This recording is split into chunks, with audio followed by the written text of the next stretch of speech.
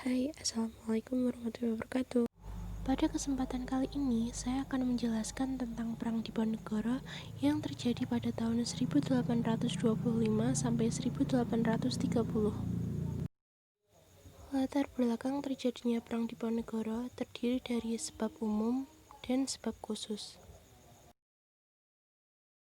Sebab umum yang pertama yaitu penderitaan rakyat akibat pemerasan Belanda dengan menarik pajak. Yang kedua yaitu kaum bangsawan yang merasa dikurangi haknya, misalnya tidak boleh menyewakan tanahnya. Dan yang ketiga yaitu campur tangan Belanda di istana, misalnya pengangkatan sultan, mengubah tata cara istana, sajian sirih dihapus, dan orang-orang Belanda duduk sejajar dengan sultan. Sebab khususnya yaitu pembuatan jalan melalui makam leluhur Pangeran Diponegoro tanpa izin di Tegalrejo. Kronologi Perang Diponegoro. Perlawanan Pangeran Diponegoro dimulai dari tanggal 20 Juli 1825. Belanda dalam rangka membuat jalan baru memerintahkan untuk memasang anjir, yaitu pancang atau patok. Secara sengaja, pemasangan anjir ini melewati pekarangan milik Pangeran Diponegoro di Tegalrejo tanpa izin. Pangeran Diponegoro memerintahkan rakyat untuk mencabuti anjir-anjir tersebut. Berawal dari insiden anjir inilah meletus Perang Diponegoro. Saat-saat ini sudah diketahui oleh Belanda, dan oleh sebab itu Belanda pun bergerak cepat dengan mengirimkan pasukannya untuk menangkap pasukan Pangeran Diponegoro. Pangeran, gawat pangeran. Belanda sedang menuju ke desa kita dengan bersenjata lengkap. Tenang, jangan panik.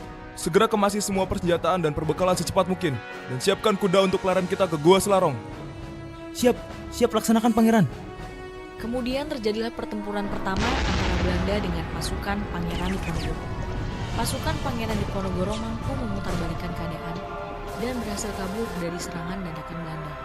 Meskipun tidak berhasil menangkap Pangeran Diponegoro, Belanda berhasil menduduki desa Tegalrejo dan membakarnya hingga rata dengan tanah.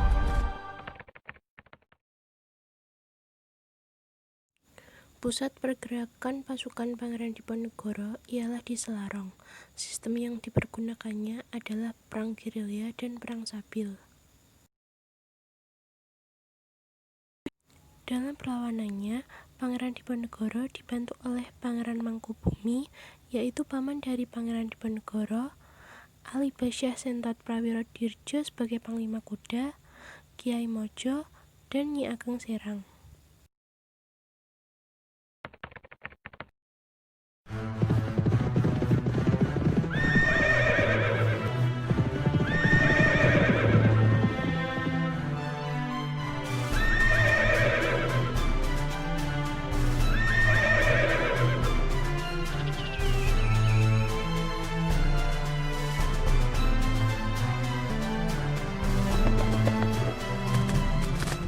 Kemarin kita telah diserang, ada Jawa sudah direndahkan, dan rakyat makin tersiksa. Apa kita akan berpangku tangan dan hanya manut pada perintah para penjajah itu? Apakah kita akan diam saja melihat mereka bertindak sesuka mereka di tanah air kita? Tidak pangeran. Mari kita semua satukan kekuatan. Angkat senjata kalian, pangeran, kiai, jawara, petani, pedagang, semuanya. Kita kobarkan semangat kita untuk membebaskan tanah Jawa dari para penjajah negeri ini. Allahu Akbar. Allahu Akbar. Allahu Akbar. Allahu Akbar.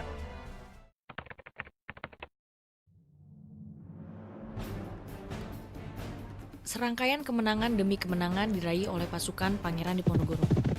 Desa-desa yang dahulu dikuasai oleh Belanda diduduki kembali oleh pasukan Pangeran Diponegoro dengan menggunakan siasat perang gerilya. Selain itu, jalur pembekalan pun sudah diputus, sehingga semua konvoi pembekalan milik pasukan Belanda direbut dan diambil alih oleh pasukan Pangeran Diponegoro.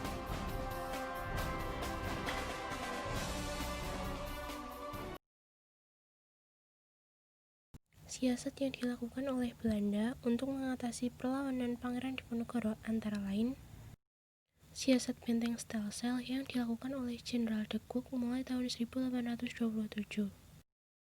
Siasat pemberian hadiah sebesar Rp20.000 kepada siapa saja yang dapat menangkap Pangeran Diponegoro. Dan siasat tipu muslihat, yaitu ajakan berunding dengan Pangeran Diponegoro dan akhirnya ditangkap.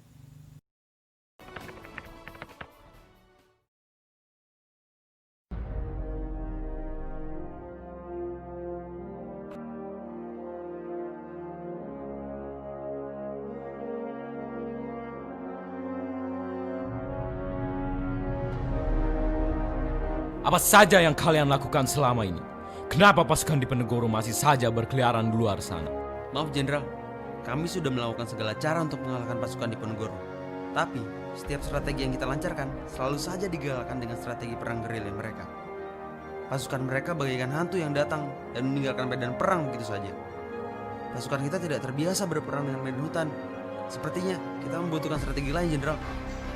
Begitu hebatnya kah mereka? Cassius, apa strategi yang akan kau gunakan jika menghadapi tentara gerilya? Baik, Jenderal. Menurut sana saya, kita bisa menggunakan strategi benteng Stelsel untuk mengalahkan strategi mereka. Strategi ini sangat berguna ketika saya menggunakannya untuk menahan perlawanan pemberontak di Banten. Baiklah, Letnan, coba kau terapkan strategi tersebut dan rebut kembali daerah yang sudah mereka ambil alih. Siap, laksanakan, Jenderal.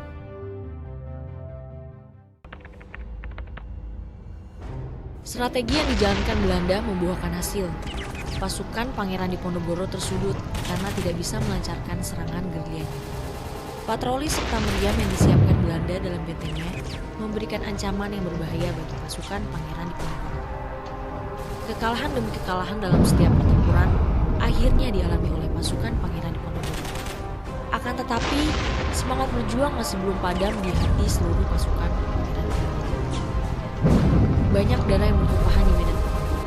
Keadaan berbanding terbalik di lain pihak, dan ini membuat Pangeran Diponegoro dan para penasehatnya berpikir sejenak untuk mensiasati langkah apa yang akan diambil selanjutnya.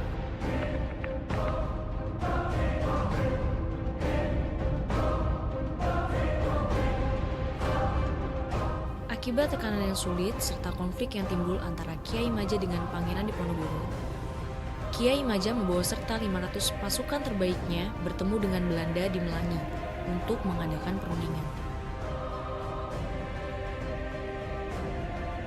Akan tetapi dengan tipu daya dari Belanda atas iming-imingan kekuasaan dan juga harta, Kiai Maja beserta 500 pasukannya menyerahkan diri ke tangan Belanda dan diasingkan dari tanah Jawa hingga akhir hidupnya.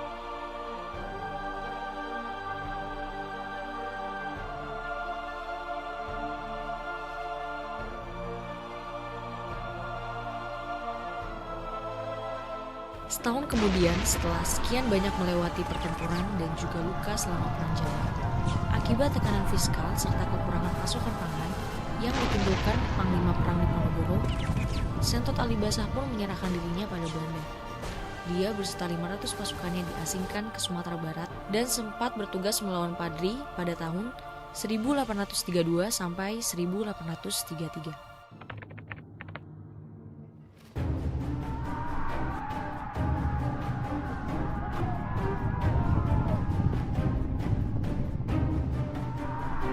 Serangkaian kekalahan demi kekalahan serta menyerahnya Kiai Maja dan juga Sentot Alibasah tak pelak membuat Pangeran Diponegoro patah arang.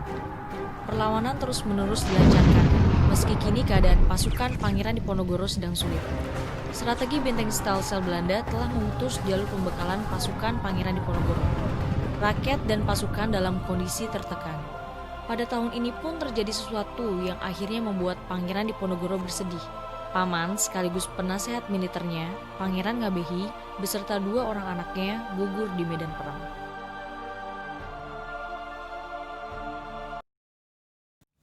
Perang Diponegoro berakhir setelah Belanda berhasil menjebak Pangeran Diponegoro dalam sebuah perundingan di kota Magelang pada tahun 1830. Pangeran Diponegoro akhirnya ditangkap, kemudian diasingkan ke Batavia dan berakhir di Makassar. Akibat serangkaian kekalahan dan juga semakin meningkatnya penderitaan rakyat Jawa akibat perang, Pangeran Diponegoro pun memutuskan untuk berunding agar beberapa wilayah yang tidak terkait perang tidak ikut menderita. Pertemuan antara Letjen Hendrik Merkus de Kock dan Pangeran Diponegoro ini berlangsung alot. Dan dengan tipu daya dan muslihatnya, de Kock menangkap Pangeran Diponegoro begitu pertemuan selesai dan dibawa ke Batavia untuk selanjutnya diasingkan ke Makassar.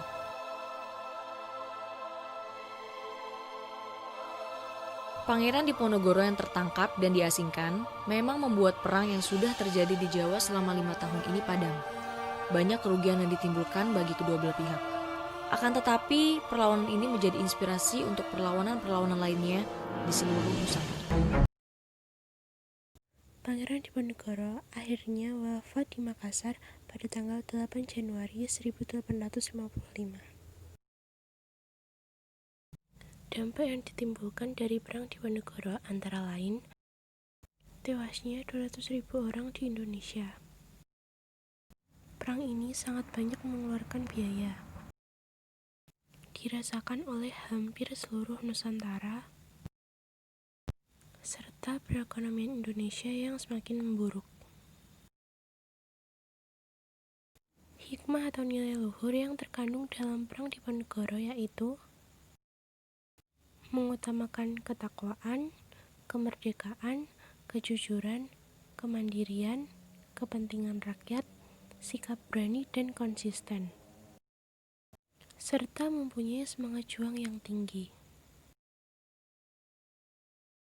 Cukup sekian dari saya. Wassalamualaikum warahmatullahi wabarakatuh.